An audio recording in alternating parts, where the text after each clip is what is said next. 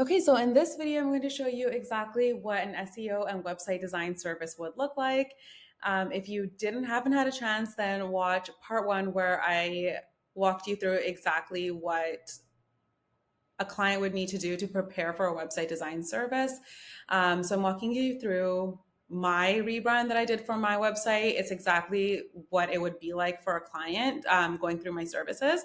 But I thought it would be really fun to take you guys through it so that you can see what a website design and SEO strategy service looks like. So once I have the copy, the branding, and all of the images from a client, that's when I go in and start working on the website design. So in part one, we did talk about SEO strategy as well. So if we think about the full process, I mentioned this in that video, but I'll review it here as well in case you haven't had a chance to watch that yet.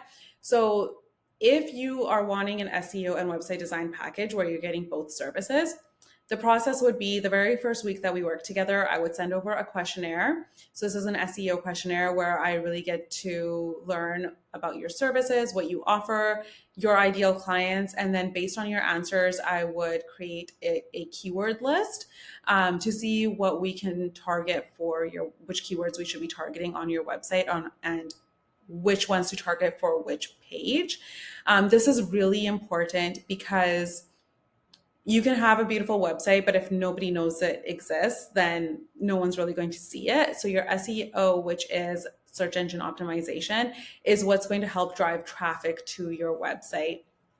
And the way we do that is by determining what your ideal clients are searching for and then making sure that we're using those same keywords in your content.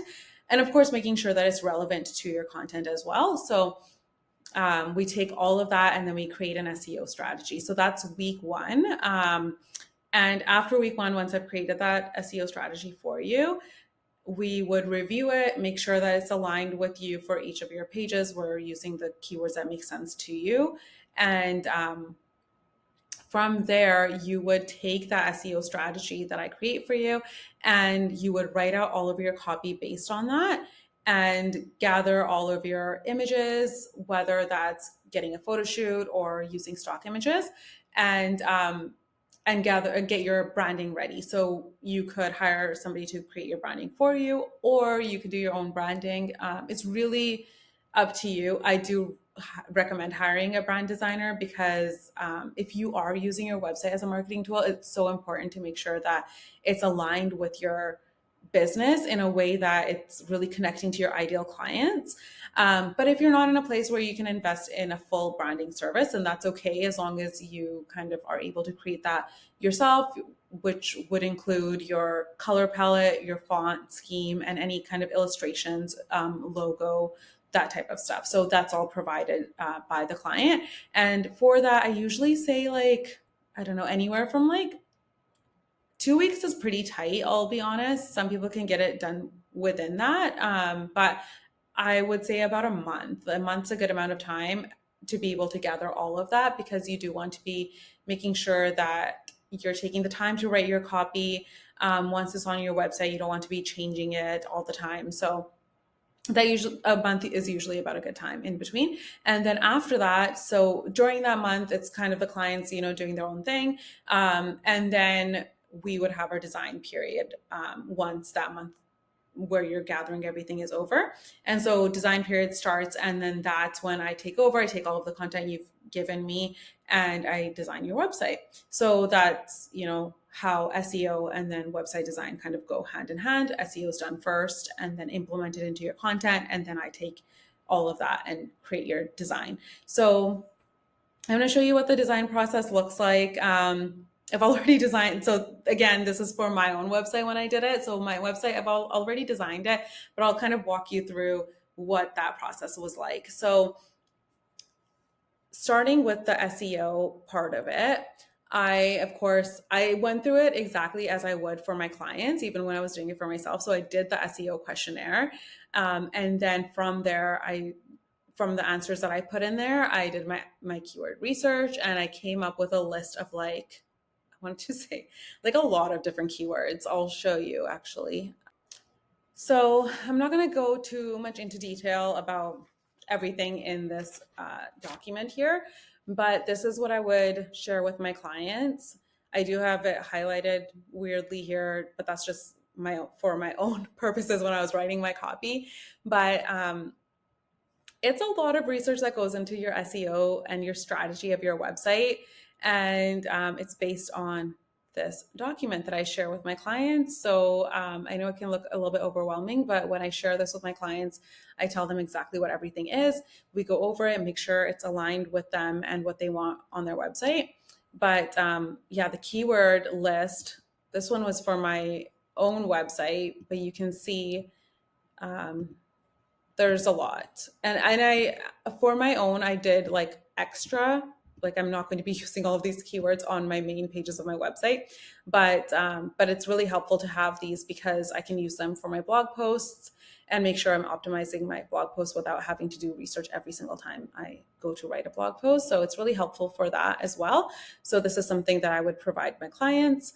And then based on this research, I would determine which keywords there is opportunity for me to rank for, because the two things that you want to make sure with your strategy is that we're searching keywords that your ideal clients are actually searching for. So for instance, I could think, okay, maybe people are searching how to design a one-page website, but maybe people aren't. Like, just because I'm assuming that doesn't mean people are necessarily searching for that. So what the keywords research does is it allows us to really see what people are actually searching for, and then we're using those terms that they're actually typing into the search engine and putting them into our copy, so that when Google or any search engine, but we're going to refer to Google because it's the biggest one.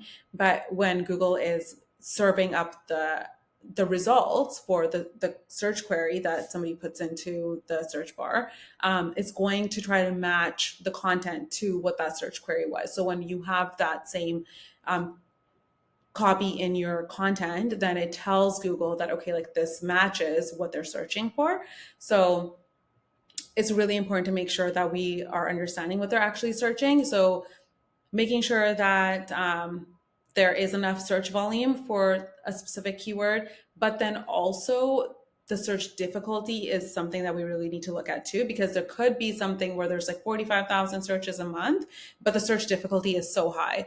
That means that if you have a small website, especially if you're just starting out, then the chances of your content being served in the results is very low. It's probably going to go to somebody who has a very large website, a really big brand, something like that. So we're trying to find that balance between a high search volume and then a low difficulty to make sure that there's actually opportunity for your website to rank. So there's a lot of strategy that goes into it.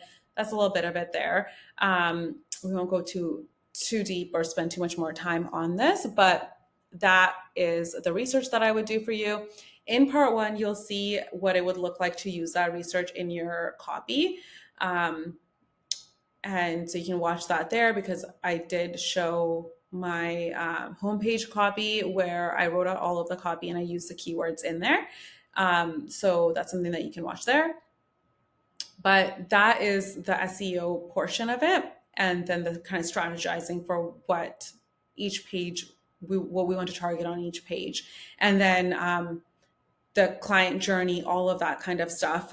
So for the client journey, I did share this in the first video as well, but I'm going to share it again because it depends on the client and it depends on the type of website that they're requesting. Sometimes I'll do a wireframe. A wireframe is kind of like a sketch of the outline of your website.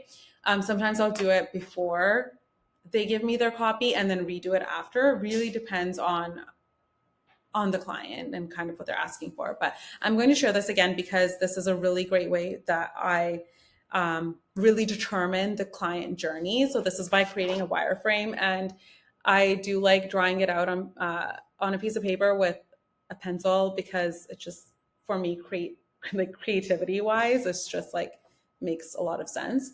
But I literally go through, okay, like the header, I'm not sure if you can see it, but like this is what the top section would look like. This is what I need in the second section. That flows into the next, and then that flows into the next. And then what does that specific section linked to. So there's just making sure that there's a really good kind of flow to your website, but then also we're strategically linking to different pages throughout your website to make the client journey make sense. So that is a lot of strategy that goes into the even before the design part of it.